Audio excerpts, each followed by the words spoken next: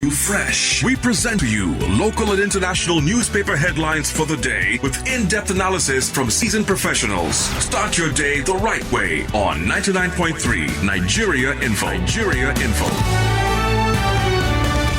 Yes, I promised you we'll be looking at the stories that make it to the front pages, and it's that time. So if you're ready, we are. Let's look at the front pages of the dailies this morning.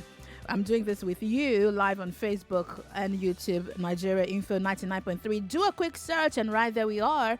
And you can leave me your thoughts and comments on the headlines. I'll be reading as many as I can. You can also make use of our WhatsApp line to send your messages. That's 08095975825. If you'd like to join us on Twitter, use the handle at Nigeria Info FM. You should be following us, by the way. So you can get the scoop as we drop them. Our website is also up for you to follow up with our stories. And if you missed out on any of the shows that we've had on the Morning Crossfire, it's up there on Facebook and YouTube for you to catch up on. Rotimi Sankore is here with me this morning. Rotimi, morning. All right, let's start. We have so many stories, so I'd like us to run through fast so we can cover as many as possible. And of course, the big stories, the biggest story on the Daily Trust today: federal government ignores outrage, says service chiefs must stay. They have to go. Lawmakers insist. Who's going to win on this one? Related to this on security, Boko Haram hits Chibok as fighter jets pound ISWAP. Many killed, houses razed. This is up here also. On the leadership newspaper, insecurity is premature to sack service chiefs now. That's coming from the SGF. Says synergy among Nigerians is key to ending insurgency and others. Purported Kerry Mongunu Food plots to destabilize PMB's cabinet, says B. Okay, so on the front page of the Nigerian pilots, it's preemptive to sack service chiefs now, says SGF. A related one on security: Aso Rock director assassinated in her Abuja home. This story was around yesterday. Aso Rock director assassinated in her Abuja home. Related to this also, NAF airstrike destroys another ISWAP training camp in Borno State. Moving on to this day, bigger story here. Revealed Buhari empowered to extend service chief's tenure. HTA CEOs authorized president to delay retirement irrespective of age. I'll be reading this story in a bit. Buhari cannot sack military boss, top brass now. This is coming from the SGF. And it's also on other dailies. Let me read from this day. Contrary to claims by critics that President Buhari lacks power under the law to extend the tenure of service chiefs, the president is at liberty to delay the retirement of any service chief whose services are still needed. The revised Armed Forces of Nigeria's Harmonized Terms and Conditions of Service 2017, which these day called a copy of, according to this report, empowers the president to extend the tenure of the security chiefs irrespective of age or length of service. It's reasonably clear we have a problem. Unfortunately, it seems as if the presidency is reluctant to acknowledge the problem. Having said that, as I always say, this battle against extremists or bandits is not just a military matter. It's also a developmental matter. There is a global formula. The more developed a country is, in general, the more peaceful the country is. So if the cause of the insecurity is underdevelopment, the main antidote to the problem is to accelerate the development indicators. The service chiefs only have a role to play in as much as you need to stabilize the situation so that the accelerated development can kick in. The problem, however, is that if the service chiefs seem to be unable to stabilize the situation, then we have a problem. And that But is it what appears the president or the presidency believes in them and want them to continue for longer. Well, the belief is misplaced, because they should have gone long time ago, according to the rules, either by age or by Years of service. Now, it's it's a bit silly to suggest that the country has spent millions of dollars training a whole generation of army generals, and the presidency does not have a confidence in any in of another them. set, right? Yes. Well, to it appears succeed there's people who've been there for that very soon will be using walking stick, to walk into Aso Rock to go and speak with the president. They've overstayed, they are overage. So what is the problem? Look, if people were performing wonderfully and everybody was happy with them, that is when you think there could be an argument to say, but,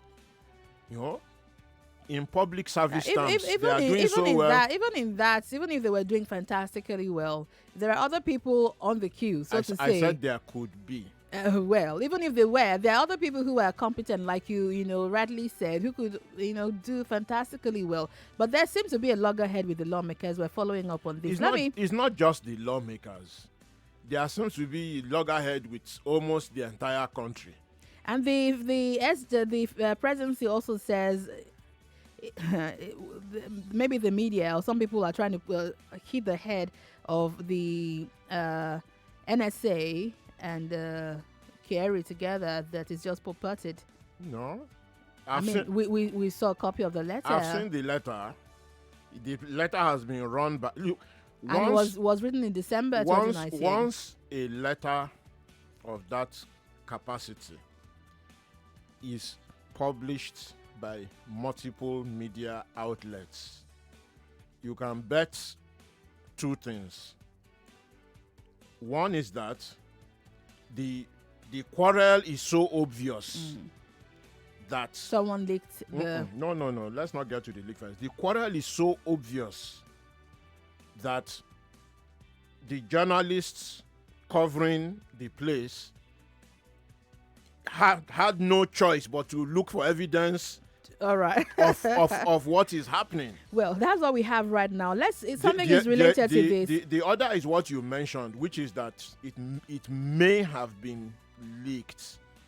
Because it was written in December. It just came out in February. It may have been leaked. And there's no one has denied that letter. But generally, if you are covering that kind of beat, you will know when there is a problem between two senior public officers. Okay, it's not a private company where they can cover. Yes, where you go and you lock the gates and nobody can. It's public service. Let's move it up. Public. Let's move it up, Rotimi, because of time. Something related to this. I'll just touch on this and move on. 2 years after Buhari vows to secure release, that's Leah Sharibu. 2 years after Babatope Obani, others urged speedy action. These stories also here. Leah Sharibu, others abduction hits 2 years today. I won't allow religion divider, says Buhari. President restates pledge to rescue abducted kids. There's a talk from the presidency here. This is a newspaper. President reiterates commitment to Leah Sharibu's freedom. I'll leave that since it's also on the security and move to our next story. And this is on the visa ban from the U.S. Daily Independent. U.S. gives Nigeria conditions for review of visa ban. This is coming from the Daily Independent. Remember, we had a conversation on this recently, and we had the Senior Special Assistant to the President on Public Affairs, Adewuni Galale, here. It's also on this day. U.S. visa ban on Nigerians not permanent, says Ambassador. It's also on the Daily Sun. Visa ban, U.S. gives Nigeria conditions for review of policy. Let's see. Yeah, but this goes to a very important matter, which is that of civil registration. Mm-hmm. If when people are born, they don't have birth certificates, and they don't have social security number, and they don't have all these things which you can link with people. And even worse, in some instances, if the people are not educated, like those of us that are lucky enough to have an education, if you start from our nursery school to primary to secondary to university, you can account for every month of your life, more or less, where you have been, what you have been doing. One of the security gaps that has been pointed out by not just the US but foreign governments is, first of all, people have no identity. You could be anyone once you get anywhere. But even more of concern is that there are gaps in people's like years of which they cannot account for in any way. So they could have been up to anything within that period, within and nobody that period. can trace it. So if they turn up in another country, they don't know what they are dealing with there. So it's not just those temporary fixes that Ajuri was trying to he was talking about the Midas. The Midas approach being used across the border. It's a form of identification system. And all those things are they're so isolated. Those things are just process issues. The key developmental issue there is when you are born, you should have a birth certificate. And we should know where you are at any point. You should have a social security number. The question of knowing where you are at any point is secondary, because when that is required, it can be asked of you.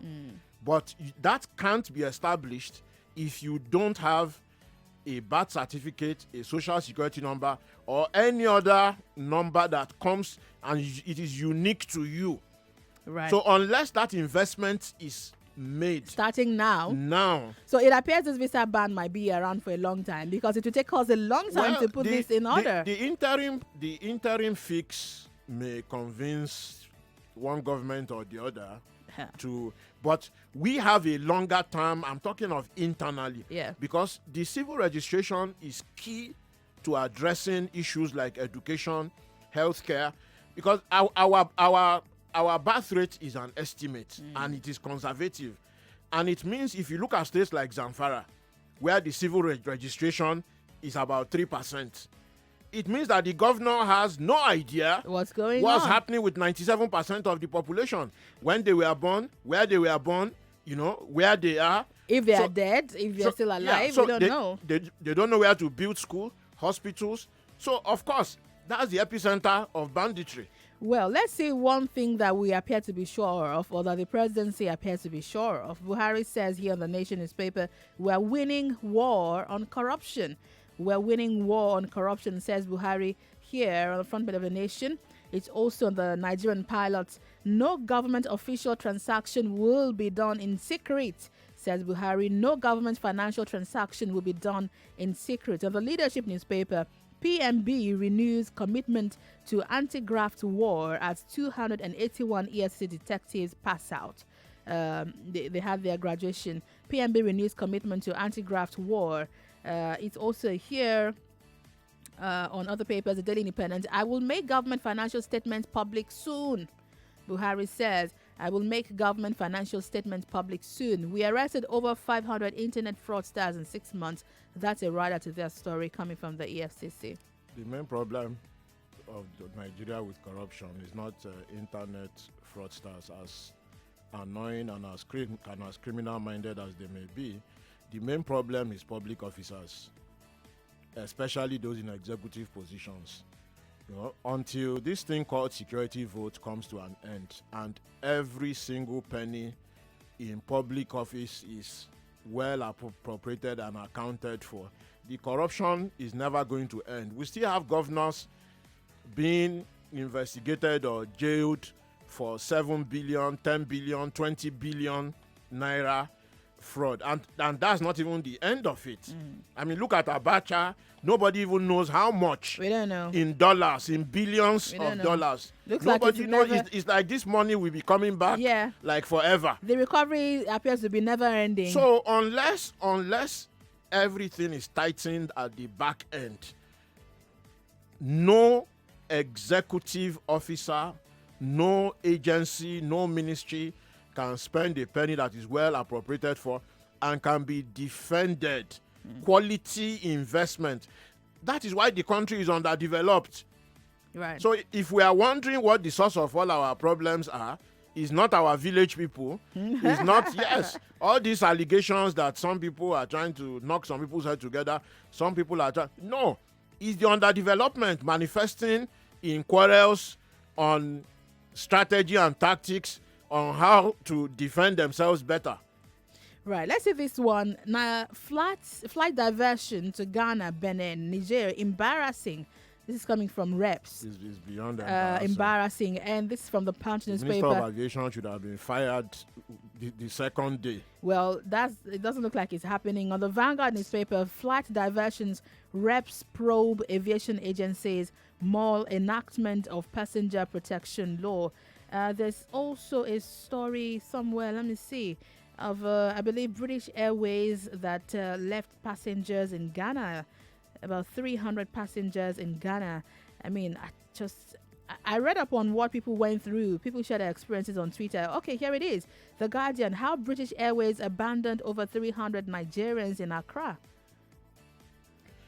Well, I mean, so we had a problem with landing, but if there should be a diversion, shouldn't the airline find a provision to get them back to their destination? The airline should, and I'm not making excuses for the airline because the airlines make enough money for contingency. But if an airline was planning to land in Lagos and on approaching Lagos, they realize that there's no visibility and something which you should take for granted, such as instrument landing system, and they are suddenly told that it is not available, it means essentially that airport is not fit for purpose. Well, shouldn't the airline then sort the passengers and then ask for whatever? So if the airline diverts... can't leave people... Hang on, Wemimo, hang on. This is a logistical problem. If they divert to another country where they were not expected to be, it takes a lot of efficiency for the pilots to then communicate with whoever and their office there, which, I mean, if you know when BA lands, you will know that by the time they landed at night, the BA office in Accra has closed.